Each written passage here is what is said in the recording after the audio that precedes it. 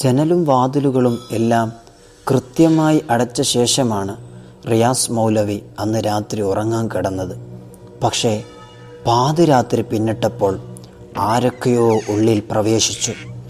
കേരളം കണ്ട ഏറ്റവും വലിയ വർഗീയതയുടെ അരങ്ങേറ്റമാണ് പിന്നീടവിടെ നടന്നത്.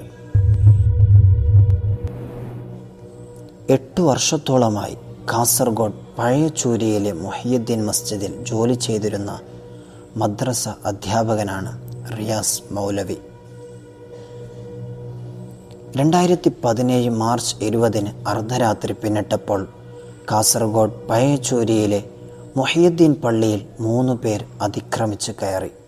അജേഷ്, അഖിലേഷ്, നിതിൻ എന്നീ 3 RSS പ്രവർത്തകർ.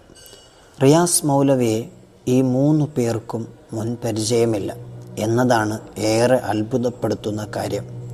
മുറിയിൽ ഉറങ്ങിക്കിടക്കുന്ന റിയാസ് മൗലവിയെ മൂർച്ചേറിയ ആയുധങ്ങൾ കൊണ്ട് തങ്ങളുടെ പക തീരുന്നതുവരെ അവർ വെട്ടിക്കൊണ്ടേയിരുന്നു.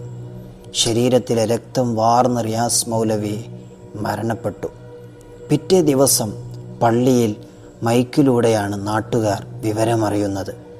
3 ദിവസം പിന്നിട്ടപ്പോൾ പോലീസ് പ്രതികളെ പിടികൂടി. 9 ദിവസത്തിനകം കോടതിയിൽ കുറ്റപത്രം സമർപ്പിച്ചു.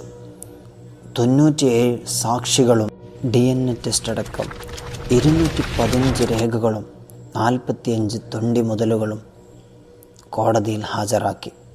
ഒടുവിൽ 7 വർഷം പിന്നിട്ടപ്പോൾ കാസർഗോഡ് ജില്ലാ പ്രിൻസിപ്പൽ സെക്ഷൻ കോടതിയിലെ ജഡ്ജ് KK ബാലകൃഷ്ണനാണ് അന്തിമ വിധി പറഞ്ഞത്. അതും പ്രതികൾക്ക് അനുകൂലമായ രീതിയിലുള്ള വിധി.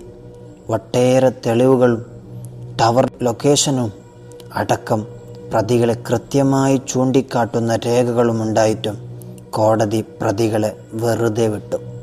കൂടാതെ അന്വേഷണത്തിനിടയിൽ ഈ കേസ് വാദിച്ചിരുന്ന സ്പെഷ്യൽ പ്രോസിക്യൂട്ടർ M. അശോകൻ്റെ മരണവും ഏറെ സംശയങ്ങൾ ഉളവാക്കുന്നതാണ്. തെളിവുകൾ ഉണ്ടായിരിക്കെ പ്രതികളെ വെറുതെ വിട്ട കേസ് ഫയലുകളുടെ കൂട്ടത്തിൽ ഒരു പുതു കഥനക്കഥ കൂടി കൂട്ടിച്ചേർത്തുകൊണ്ട് നീതിയുടെ യഥാർത്ഥ അർത്ഥം എന്താണ് എന്ന ചോദ്യം ബാക്കി നിൽക്കെ റിയാസ് മൗലവി വധക്കേസ് ഒരു തീരാക്കഥയായി അവശേഷിക്കുന്നു.